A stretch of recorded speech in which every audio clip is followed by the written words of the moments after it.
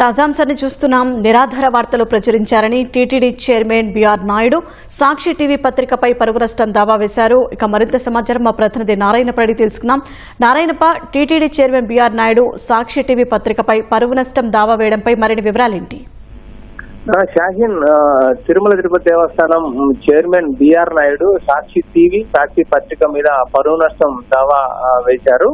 ఈ నెల 10వ తారీఖు 14వ తారీఖులో సాక్షి పత్రికతో పాటు సాక్షి టీవీలో తన ప్రతిష్టకు భంగం కలిగించే రీతిలో ప్రసారాలు, కథనాలు ప్రచురించారని, అదేవిధంగా టీటీడీ చైర్మన్ హోదాలో తాను నిర్వహిస్తున్న విధులను వక్రీకరించేలా, తప్పు పట్టేలా, భక్తుల మనోభావాలు దెబ్బతీసేలా కథనాలు ప్రసారం చేయడం, ప్రచురించడంతో ప్రచురించిన అంశాన్ని ప్రస్తావిస్తూ ఆయన పరువు నష్టం దావా వేశారు. దీనికి సంబంధించి బహిరంగంగా క్షమాపణ చెప్పడంతో పాటు 10 కోట్ల రూపాయల పరువు నష్టం చెల్లించాలని చెప్పి కూడా ఆయన తన దావాలో పేర్కొన్నారు. ప్రధానంగా 10వ తారీఖు 14వ తారీఖున సాక్షి టీవీ కావచ్చు, సాక్షి పేపర్ లో కావచ్చు, తిరుమల తిరుపతి దేవస్థానాన్ని ఈయన చైర్మన్ గా పదవి బాధ్యత చేపట్టిన తర్వాత ప్రతిష్టకు భంగం కలిగించేలా, ప్రతిష్టను దిగజార్చేలా వ్యవహరిస్తున్నారని, టీటీడీ చైర్మన్ కార్యాలయం దళారులకు దత్తగా మారిందని చెప్పి ఆ కథనాల్లో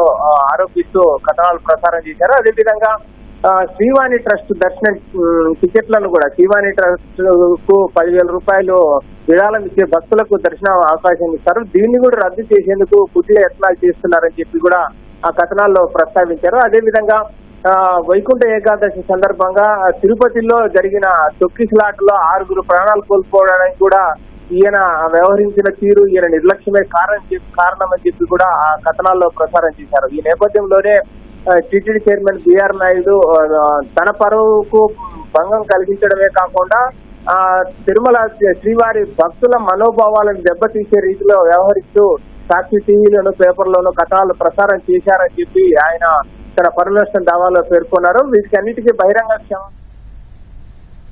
ధన్యవాదాలు నారాయణప్ప.